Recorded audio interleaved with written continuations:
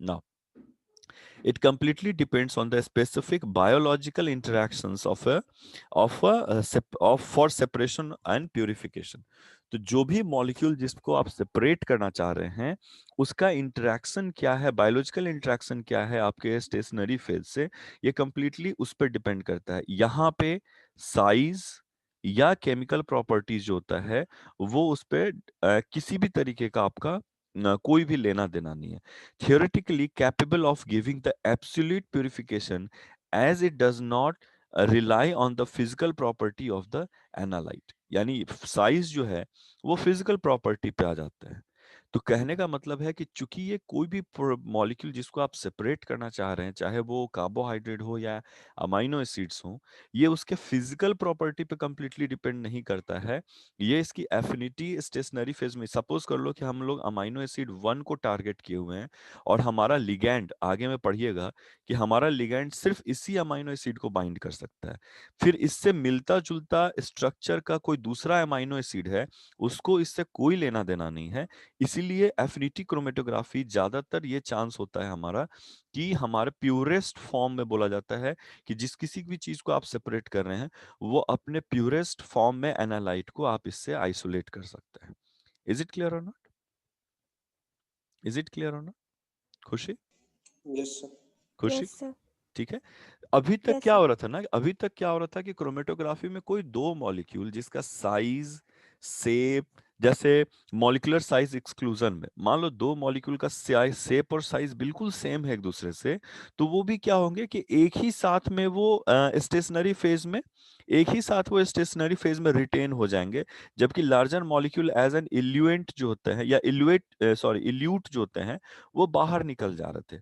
अब यहाँ पे मॉलिक्यूल 1 और मॉलिक्यूल 2, चूंकि इसका साइज और शेप एक जैसा है, इसलिए वो स्टेशनरी फेज में रुक गया है। लेकिन एफिनिटी क्रोमेटोग्राफी में हम लोग स्टेशनरी फेज को ऐसे लिगैंड्स के साथ डेवलप करते हैं जो किसी एक पर्टिकुलर एमिनो एसिड या पर्टिकुलर मॉलिक्यूल के क्या उसको बोलते हैं, इंटरेक्शंस पे डिपेंड कर रहा होता है। तो अगर वो मॉलिक्यूल है तो सिर्फ वही मॉलिक्यूल इंटरेक्ट, जैसे मोनोक्लोनल एंटीबॉडी, पर्टिकुलर किसी एंटीजन के अगेंस्ट में आपने एक एंटीबॉडी बनाया है, इस एंटीजन से मिलता जुलता या शेप और साइज का कोई दूसरा एंटीजन भी होगा, will it be possible to bind with the monoclonal antibody? Divya, किसी एक पर्टिकुलर एंटीजन के अगेंस्ट में आपने मोनोक्लोनल एंटीबॉडी बनाया है, तो क्या वो संभव है कि उससे मिलता जुलता भी किसी दूसरे एंटीजन से वो बाइंड कर जाएगा? No, sir. Yes, exactly. इसीलिए ये monoclonal antibody as a ligand काम करेगा, और ये एफिनिटी की तरह ये इससे बाइंड करेंगे और बाकी को वो एक्सक्लूड कर देता है, और ये जो एंटीजन आइसोलेट होंगे वो अपने प्यूरेस्ट फॉर्म में आइसोलेट हो रहे होते हैं। I'm just giving you one of the examples. Just because you have gone through these topics, you must understand and you will be able to understand that कि आखिर ये काम कैसे कर रहे होते हैं। तो जितने भी इंजाइम्स वगैरह होते हैं, जैसे firstly was developed for the purification of enzymes, but now it has been extended to the new molecules like nucleotides, immunoglobulins, membrane receptors। membrane receptor जो हम लोगों ने कितना टाइम दिया है सेल मेम्ब्रेन और उसके ऊपर में पाए जाने वाले रिसेप्टर्स, डिफरेंट डिफरेंट टाइप्स को स्टडी करने के लिए। होल सेल और द फ्रेगमेंट्स, कंप्लीट सेल या उसके कुछ सेलुलर फ्रेगमेंट्स को, कुछ ऑर्गेनेल्स वगैरह को हम लोग चाहें तो वहां से भी आइसोलेट कर सकते हैं, depending upon the principle of the affinity. Is it clear or not? Yes, Yes, sir. sir. Okay. Now the technique requires, जो एफिनिटी क्रोमेटोग्राफी है उस टेक्निक के लिए, अच्छा एक बच्चे एक और बहुत ऑनेस्ट रिव्यू चाहिए। हैंडराइटिंग समझ में आ रहा है? मेरी हैंडराइटिंग थोड़ी कर्सिव है, इसलिए मैं बहुत कोशिश करता हूँ थोड़ा स्ट्रेट लिखने का। हैंडराइटिंग क्लियर है ना? Yes, sir. Okay. Now, the techniques that are required, materials to be isolated, capable of binding to the ligand in a irreversible manner. Sorry, reversible manner, not irreversible. Sorry, reversible manner attached to the to an yeah, isoluble matrix, insoluble matrix है, आइसोल्यूबल नहीं है, insoluble matrix है। मैं इसको ठीक कर दूंगा, insoluble matrix है। जरा से इसको मार्क कर लीजिएगा, टेक्निक रिक्वायर्ड में इनसॉल्युबल मैट्रिक्स है। यानी कि हम लोग सबसे पहले एक एक एक क्रोमेटोग्राफी में एक कॉलम तैयार करते हैं जिसमें एक मैट्रिक्स होता है और वो इनसॉल्युबल होता है। इनसॉल्युबल होने का मतलब क्या है कि जितना भी आप मोबाइल फेज इसमें डालिएगा, ये मैट्रिक्स जो होते हैं वो कॉलम को छोड़ के बाहर नहीं निकलेंगे। और इस पे फिर एक लिगैंड को डेवलप किया जाता है, जस्ट लाइक अच्छा ठीक है, मैं एक बात समझा दूं, जैसे ये ग्लास है, कॉलम क्रोमेटोग्राफी में ग्लास है, क्या and molecular monoclonal antibody glassware से अटैच करेगा दिव्या और बाकी बच्चे? नहीं ना।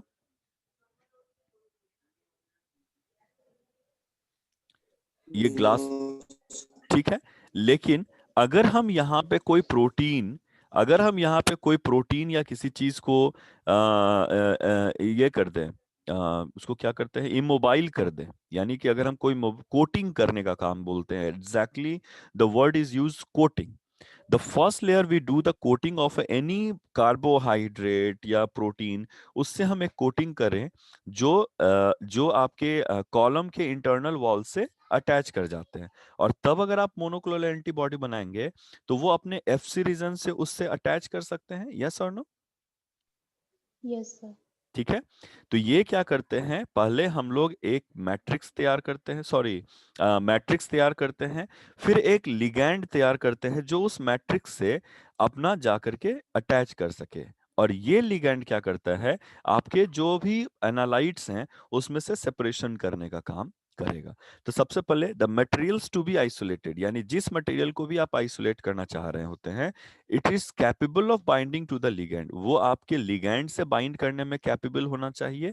और साथ ही साथ ये जो लिगैंड है वो रिवर्सिबल लिगैंड इन रिवर्सिबल मैनर, यानी लिगैंड से ये बाइंड कर रहा है वो रिवर्सिबल मैनर में होना चाहिए, यानी जब आप फर्स्ट टाइम डालिए तो बाइंड करे, दूसरा अगर आप सॉल्ट या पीएच चेंज करके कुछ बफर डालते हैं तो वापस से वो डिटैच कर जाए। और ये लिगैंड कहाँ पे अटैच्ड है, that ligand that is attached to the insoluble matrix. और ये जो लिगैंड है आपके, वो एक इनसॉल्युबल मैट्रिक्स से अटैच्ड होने चाहिए। अब इसका जो फंक्शनैलिटी है वो कहीं ना कहीं आपके क्या उसको बोलते हैं, इंजाइम वाला जो था उसकी तरह बिल्कुल दिखाई देगा। कोई भी मैक्रो मॉलिक्यूल जिसको आप सेपरेट करना चाहते हैं और यहाँ पे लिगैंड ऑन द मैट्रिक्स है, तो M macro molecule plus ligand, वो एमएल कॉम्प्लेक्स एक बनाते हैं। और इसका क्या होगा के काइनेटिक्स कैसे दिखाते हैं, k+1 रिवर्सिबल मैनर में है, इसलिए k-1 के फॉर्म में दिखाया जाता है। Is it clear or not? Is it clear or not? Any physical condition which can implement this binding to the k-1 situation, this will separate the molecule and ligand. तो हम लोग क्या कर रहे हैं कि अभी हम लोग मैट्रिक्स नहीं दिखा करके सिर्फ लिगैंड दिखाते हैं। And let me change some of the colours. और हमने मॉलिक्यूल सेपरेट करना है, वो इससे अटैच कर चुका हुआ है।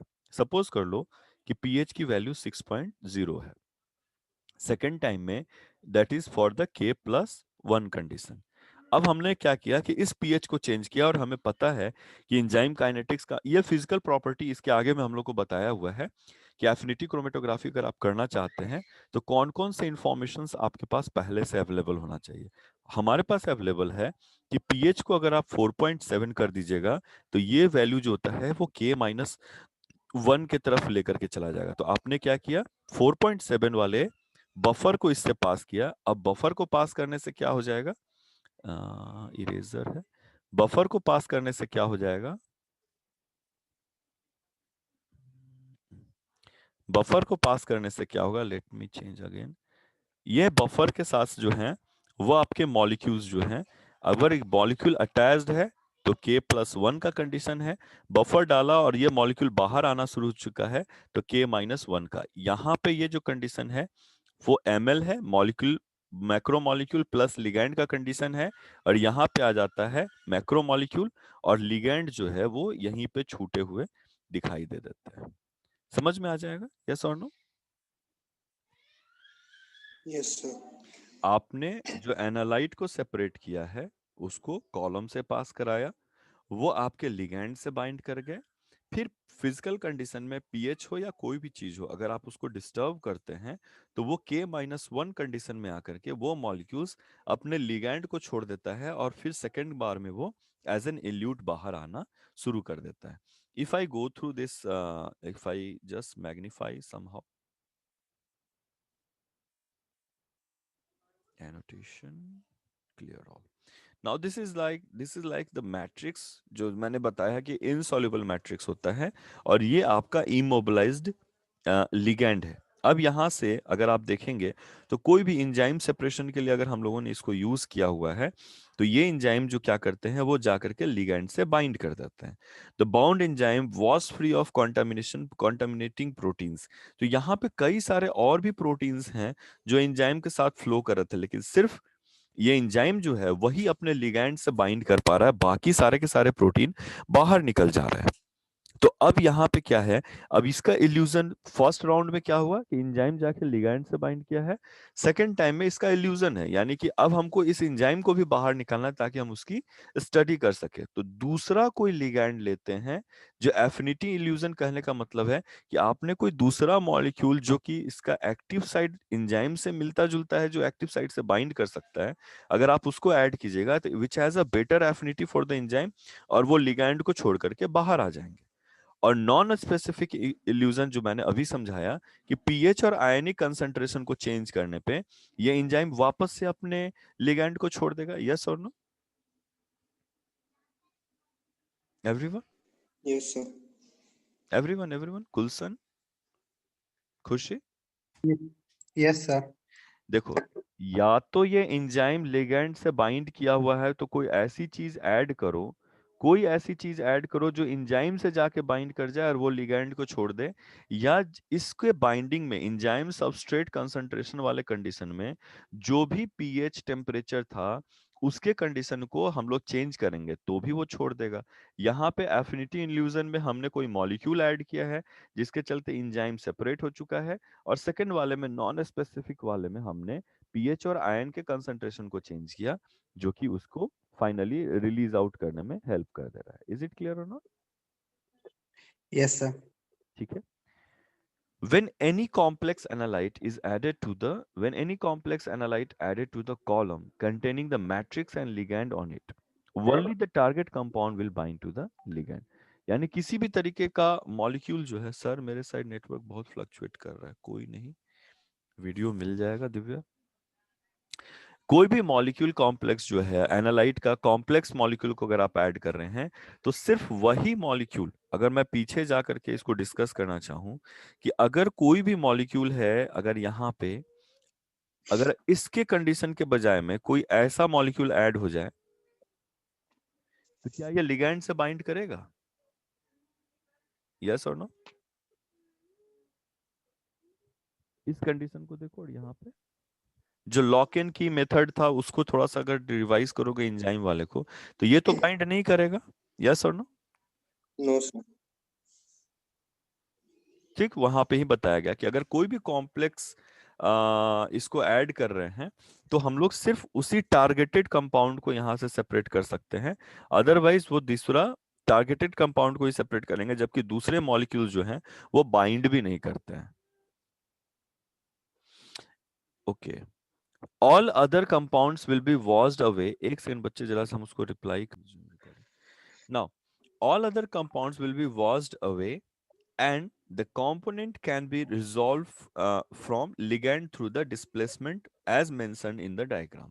तो सबसे पहला राउंड तुम इमेजिन करो कि सामने में कॉलम है, तुमने क्या किया, बैक्टीरिया का कल्चर किया हुआ था, सामने में तुम्हारे कॉलम पड़ा हुआ है, यहाँ पे कॉलम है, ठीक है, और तुमने बैक्टीरिया को कल्चर किया था और उसका जो सुपरनेटेंट है उसको तुमने यहाँ पे डाला हुआ है, बैक्टीरिया के सुपरनेटेंट को डाला हुआ है। अब यहां से राउंड वन में क्या होगा कि जितने भी लिगैंड बेस्ड जो इंजाइम्स हैं वो पहले बाइंड कर जाएंगे, और जितना कॉन्टामिनेशन कह रहे हैं, कॉन्टामिनेशन कहने का मतलब कि उन प्रोटीन्स जिसको तुम टारगेट किए ही नहीं हो, वो सारा का सारा फर्स्ट राउंड में बाहर निकल जाएगा। यस और नो? यस और नो? Yes, sir. और सेकेंड टाइम में जो तुम आयोनिक और पीएच को टारगेट करो या आयनिक स्ट्रेंथ को टारगेट करके जिस भी बफर को इसमें से ट्रांसफर करोगे, वो सेकेंड टाइम में तुम्हारे जो टारगेटेड एंजाइम्स हैं वो उसको बाहर निकाल देगा। क्लियर है? Yes, sir. ठीक है। अब यहां पे आ जाते हैं कि किसी इन सारे फंक्शन को परफॉर्म करने के लिए कुछ प्रायर नॉलेज तुम्हारे पास होना चाहिए। अब गुलशन, खुशी, सौरभ, तुम लोग ये चीज समझ रहे होगे ना कि सर लिगैंड कैसे डिसाइड करेंगे कि हम किस चीज को Yes, टारगेट। sir. अभी चल रहा होगा, हो सकता है कि चल रहा होगा दिमाग में कि अरे कितना कॉम्प्लिकेटेड है कि अगर ये कभी भी एक्सपेरिमेंट हमको परफॉर्म करने दिया जाएगा तो हम कैसे डिसाइड करेंगे कि इसका लिगैंड क्या होगा, हमारा टारगेट प्रोटीन टारगेटेड कैसे होगा, ये भी हमको नहीं पता है कि आखिर हम कैसे डिसाइड करेंगे कि यही मेरा टारगेटेड प्रोटीन है। तो सबसे पहली बात क्या है कि a prior knowledge of the compound to be separated and relevant ligand is required. तुम किसी अननोन प्रोटीन का यहां से सेपरेशन नहीं कर सकते हो। यानी तुम चाहो कि सुपरनेटेंट से किसी भी रैंडम प्रोटीन को टारगेट करके हम चाह रहे हैं निकाल लेना, ये पॉसिबल नहीं है। तुमको अपने टारगेटेड प्रोटीन का इंफॉर्मेशन पता होना चाहिए, उसकी एफिनिटी किसके साथ में है, या कौन सी प्रोटीन अगर एंजाइम पे टारगेट कर रहे हो तो उसका सबस्ट्रेट क्या होगा, वही हम उसको मैट्रिक्स में ऐड करेंगे। अगर कोई प्रोटीन है जो एज एन एंजाइम काम नहीं कर रहा है, वो सिर्फ प्रोटीन है, तो उसके अगेंस्ट में कोई लिगैंड के तौर पे क्या तुम कोई मोनोक्लोनल एंटीबॉडी डेवलप कर सकते हो या नहीं, ताकि वो उससे बाइंड कर सके। साथ ही साथ में लिगैंड को ऐसा तैयार करना है तुम्हारे पास में जो प्रोटीन से बाइंड करे तो प्रोटीन के इसको चेंज ना करे। क्या कहते हैं, प्रोटीन की प्रॉपर्टी या उसको, सपोज कर लो कि हमने प्रोटीन ए डाला हुआ था और लिगैंड से बाइंड करते ही इसमें फिजिकल चेंज हुआ, अब ये बी या सी की तरह बिहेव करना शुरू कर दिया है, या प्रोटीन डिग्रेडेशन हो चुका है, या प्रोटीन की टोटल प्रॉपर्टी चेंज हो चुकी हुई है, कुछ इस तरह का बिहेव नहीं करना चाहिए। अब इसी में आगे में बताया हुआ है मटेरियल एंड एप्लीकेशंस कैसे कैसे हैं, जिसके बारे में इंफॉर्मेशन पता होना चाहिए। तो जो भी आइडियल मैट्रिक्स है, मैट्रिक्स का क्या फंक्शन था कि ये इनसॉल्युबल था और इसके ऊपर में लिगैंड बाइंड कर रहे थे, यस और नो। Yes, sir. ठीक है, तो कोई भी आइडियल मैट्रिक्स के लिए ये क्या होना चाहिए कि it must have a suitable and sufficient chemical groups to to with ligand can be coupled but must be stable under a conditions of the attachment। यानी मैट्रिक्स जो है एक ऐसे फंक्शनल ग्रुप कंटेनिंग केमिकल्स होने चाहिए जो ligand को अपने साथ बाइंड, ना सिर्फ बाइंड करे बल्कि एक वाइड रेंज ऑफ, जैसे हमने एक एग्जांपल दिया कि 4 pH 4 पे भी स्टेबल होना चाहिए और pH 6 पे भी स्टेबल होना चाहिए, pH 8 पे भी स्टेबल होना चाहिए। अगर मैट्रिक्स डिस्टेबलाइज कर जाएगा तो पूरा का पूरा एफिनिटी क्रोमेटोग्राफी ही बैठ जाएगा। यस और नो, समझो कि ये पूरे एक्सपेरिमेंट का पिलर है ये, कि अगर इसको खराब हो गया या ये काम नहीं कर रहा है तो समझिए कि फिर पूरा का पूरा एक्सपेरिमेंट गड़बड़ हो जाएगा। यस और नो, Yes, sir. ठीक है। Yes, sir. This matrix must be stable during the binding of, let me change the color so that it can discriminate between two. It must be stable during the binding of molecule, macromolecules and subsequent illusion। तो ये जो matrix जो आपके इससे जुड़ा हुआ है, इस लिगैंड से बाइंड करे तो भी स्टेबल होना चाहिए, लिगैंड अगर आपके प्रोटीन से बाइंड कर रहे हैं तो भी स्टेबल होना चाहिए। जब आप इल्यूजन के लिए बफर्स वगैरह यूज कर रहे हैं ताकि इल्यूजन कर सकें, तो उन केमिकल से भी अगर ये रिएक्ट करे तो भी स्टेबल होना चाहिए। तो मैट्रिक्स का हमारा डिसीजन जो होता है, नॉर्मली हम लोग कुछ ऐसा इनर्ट टाइप का मॉलिक्यूल लेते हैं जो कि सिर्फ आपके लिगैंड से ही सिर्फ इंटरेक्ट करे, बाकी उसका इंटरेक्शन किसी भी चीज से ना हो सके। गिव मी 1 सेकेंड,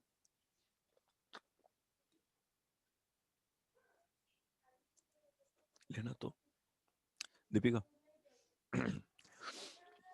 वो सिर्फ लिगैंड से ही बाइंड करे और किसी भी चीज से, सपोज कर लो कि अगर हम लोगों ने सेल्यूलोज ले लिया हुआ है, एक एग्जांपल सिर्फ दे रहा हूं, और सेल्यूलोज जो है वो सिर्फ मोनोक्लोनल एंटीबॉडी के एफसी रीजन से बाइंड किया हुआ है, और ये सेल्यूलोज जो है वो फिर किसी भी मॉलिक्यूल से इंटरेक्ट नहीं कर रहा है, तो ये एक परफेक्ट मैट्रिक्स के तौर पे काम करेगा। यस और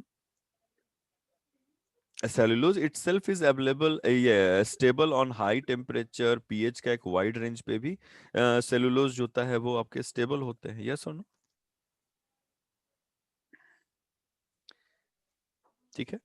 now this matrix must have a weak interaction with other macromolecules to minimize the non-specific absorption।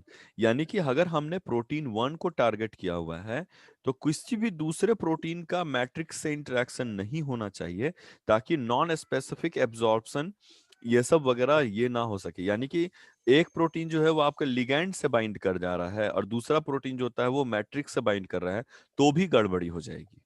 तो हमें ये सारे इंफॉर्मेशंस पहले से अवेलेबल होना चाहिए आपके पास में, ताकि आपको कहीं से भी पहले बाद में या ड्यूरिंग, चूंकि जब एक्सपेरिमेंट आप परफॉर्म कर रहे होते हो तो आपको कुछ भी नहीं पता होता है कि एक्चुअली में हो क्या रहा है अंदर में। You are completely depending upon the elution, और जो इल्यूट बाहर आ रहा होता है उसका स्टडी पे आप सिर्फ डिपेंडेंट होते हैं।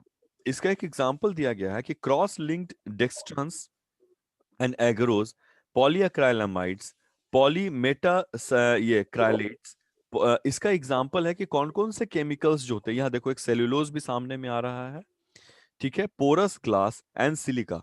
These are some of the chemicals which are basically and very frequently used for preparation of your matrix. Clear है सारे बच्चे? सौरभ, खुशी, Yes, गुल, ओके। तो एक आपका जो बेसिक रिक्वायरमेंट था मैट्रिक्स वाला पार्ट, वो आपका कंप्लीट हो चुका हुआ है। अब आ जाइए लिगैंड पे, कि अब इसके ऊपर में एक वो लिगैंड बाइंड करवाना है जो एग्जैक्टली आपके सेपरेशन में हेल्प कर रहे होते हैं। The type of the ligand to be use depend upon the compounds to be purified. तो ये कंप्लीटली डिपेंड करता है कि किस तरह का कंपाउंड को आपको प्यूरिफाई करना है, उसके हिसाब से हम लिगैंड को सेपरेट करेंगे या अटैच करेंगे। यस और नो? यस और no? Yes, sir. Okay. yes, sir. The compound to be purified, इसमें क्या होगा? एब्सोल्यूट स्पेसिफिसिटी, यानी कि अगर हमारे पास में एक कंपाउंड है जिसको सेपरेट करना है, तो ये दूसरे कंपाउंड के साथ में कोई भी इंटरेक्शन इसका नहीं होना चाहिए। ग्रुप सेलेक्टिविटी, लिगैंड की दूसरी प्रॉपर्टी है, that is group selectivity, bind to closely related groups. Examples में दिया हुआ है कि 5 prime AMP it may bind to the NAD plus, और दोनों का स्ट्रक्चर जो है वो लगभग लगभग एक ही जैसा होता है। तो हमें ये भी देखना पड़ेगा कि ग्रुप सेलेक्टिविटी करना है कि अगर हमको 5 प्राइम एएमपी को बाइंड करना है तो वो NAD प्लस से बाइंड नहीं करना चाहिए। तो हमें यह भी ध्यान देना है कि जो लिगैंड है उसका स्ट्रक्चर ग्रुप सेलेक्टिविटी करने में कैपेबल हो सकता है कि AMP और NAD प्लस दोनों का स्ट्रक्चर जो होता है वो ऑलमोस्ट सेम जैसा पाया जा रहा है। Is it clear or not? Yes, sir. ठीक है।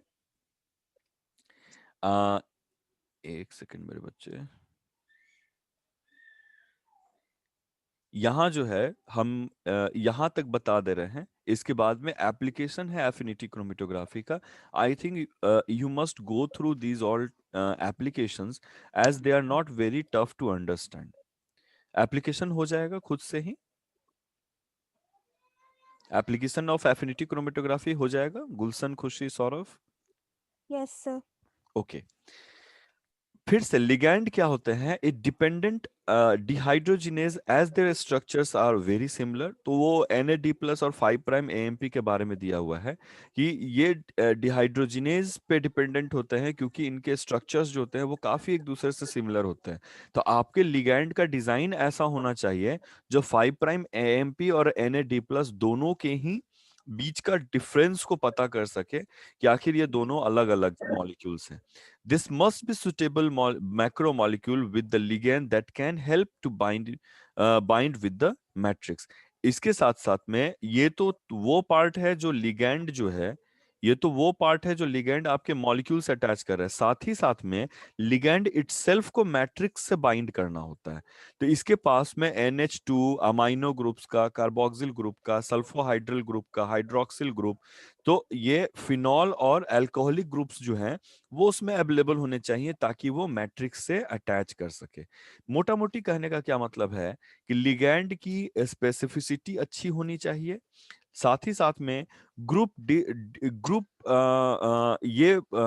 उसको क्या बोलते हैं, ग्रुप डिस्क्रिमिनेशन होना चाहिए।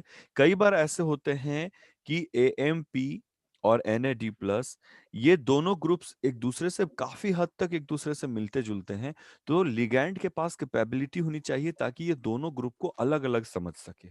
तीसरा होना चाहिए कि इसके साथ में लिगैंड के बेस पे कोई ऐसा मॉलिक्यूल होना चाहिए ताकि वो मैट्रिक्स से बहुत आसानी से अटैच कर सके। Was that very easy? खुशी, गुलशन, सौरभ, आसान था? यस और नो? Yes, sir. सौरभ, मैं Yes. हाँ, सारे तीनों Yes. बच्चों को मैं बता रहा हूँ, application you must go through by yourself. थोड़ा सा छोटा सा एक टॉपिक है एप्लीकेशन का, बस ये 2 पेज का है, जिसको आप अपने से एक बार पढ़ लीजिएगा, हो जाएगा। Can I Yes. Rely on you? Yes. ठीक है, Yes. एप्लीकेशन पढ़ लो। सौरभ, गुलशन और खुशी, ये पूरा टॉपिक एफिनिटी क्रोमेटोग्राफी का अगर मैं बुक से लाइन बाय लाइन पढ़ाता तो मिनिमम 2 दिन, मैक्सिमम 3 दिन लगते। क्या आप आज की क्लास से सेटिस्फाइड हैं? Yes, Yes, sir. sir. ठीक है, Yes, sir. Okay, let me switch it on. देखोगे मेरा सामने में कैमरा ओपन है। This is the thing that I have bought in this Deepavali just for the teaching purpose. As if you can see that, दिखाई दे रहा है? Yes, sir. ठीक है। Yes, sir. ये सैमसंग का टैब है, that is S6 Lite, एक tab है। और सबसे बड़ी बात क्या है कि इसमें S Pen सपोर्ट करता है। ये पेन इस टैब के साथ में दिया हुआ है। मेरे ख्याल से मैं कन्विंस सौरभ को कर रहा हूँ, मैं सौरभ को कन्विंस कर रहा हूँ। This is the pen that has been given with the S pen along with this tab. तो जो भी टॉपिक जो आपको मैं किताब से लाइन बाय लाइन पढ़ाता था, वो सारे टॉपिक में विद इन, अभी जैसे नेक्स्ट टॉपिक स्पेक्ट्रोफोटोमीटर यूज ये कर रहा हूँ, देखोगे। ठीक है, give me few more seconds. अच्छा, मैं इसको रिकॉर्डिंग में क्यों डाला होगा?